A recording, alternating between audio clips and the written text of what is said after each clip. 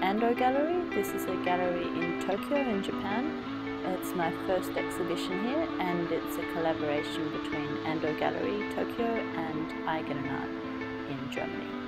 Okay, so there's three different facets to this exhibition and this work, which is mankind, nature and myth, like the title suggests. I've worked a lot with landscape in the past, but I haven't introduced figures as yet, and that's starting to come into my work. Over the past few years in Europe, I've been studying history painting, looking at the mythologies and stories of the European masters and the European history.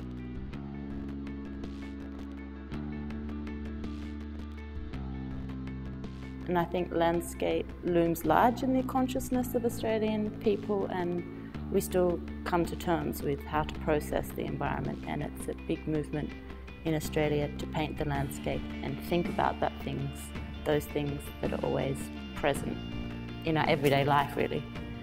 Even if you live in the city, it's not very far till you're confronted with a kind of wild landscape, or the great unknown sounds silly, but the greatness of the land.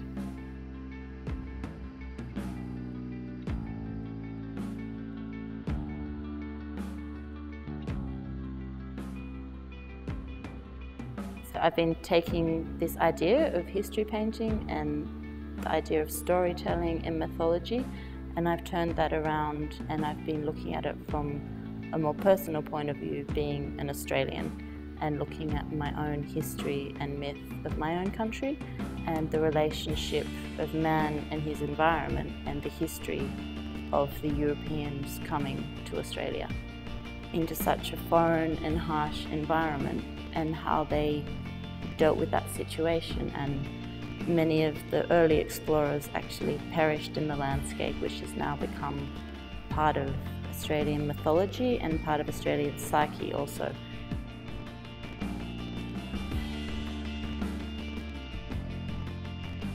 A way for me to play and evoke the idea of man and his environment on general terms, and how man in general tries to strive to control his environment and overtake his environment.